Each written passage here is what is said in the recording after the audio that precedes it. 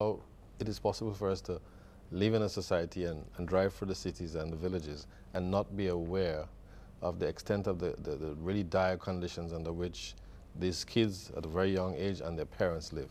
So it's important for us to find a way to engage the private sector and to get them to realize the need, the really critical need for us to intervene. And it has an impact on us. Ultimately, the private sector will be beneficiaries from the results of the interventions. Yes. Really, really important. Yes. I get it, Mr. Lawrence. I really do get it. And I'd like to transfer that to you, our viewers, and to invite you.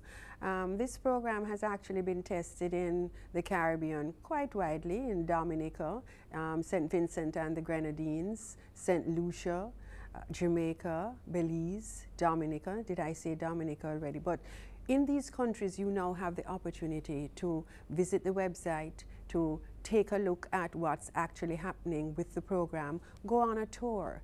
There isn't anything that we have that really so profoundly produces results for our social and economic future in the region. And so we invite you to learn more, to find out more, and to see how you can participate in the funding of this program, which we know must continue.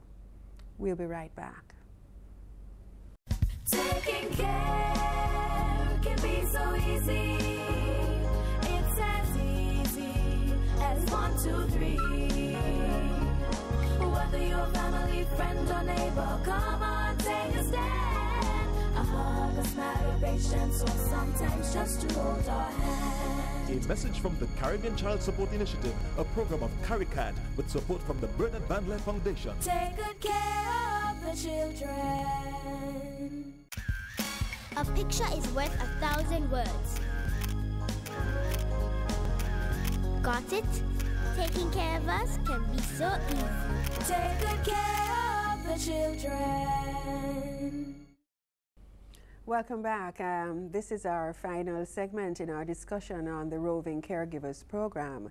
And I really want to turn it over entirely to our panel and to ask you, who have been working with this program for some time now as a task force, what's your passion about this? And in your dedicated area, in terms of your profession, a financial analyst, educator, banker, private sector, how do you see the importance for sustainability and for the future of the region? Well, with the money side of it, what I'm excited about, value for money and something that works and produces results. And so when you look at the financing aspects of this, I see everybody. I see parents want to get involved. Here's something that works, that gives their children that head start. You're looking at the rest of us who don't have children, who are saying, but here's the future of our countries, and here's a way that I can provide, diaspora, everybody.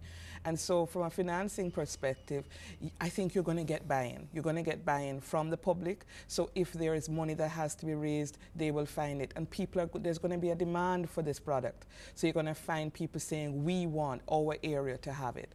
And so just financing-wise, I think that it's going to be much, much easier for both the governments and the private sector to see this. It's kind of a win-win situation. Yes. Dr. Jules? From the educational perspective, I think we cannot underestimate the importance of early childhood stimulation.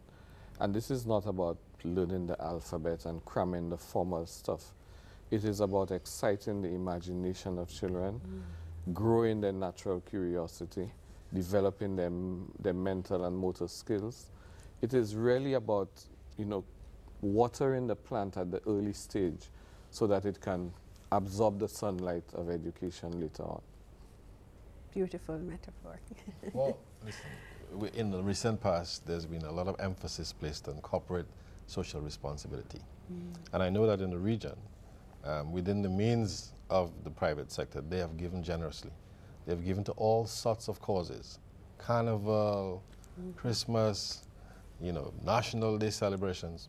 I think that once the private sector is made aware of the importance of this intervention, I think they will recognize that to make a small contribution, because that's what it is, relatively, a small contribution at that stage of the child's life is going to have tremendous benefits later on. Reduction in crime, greater capacity by the young kids to be absorbed into the world of work.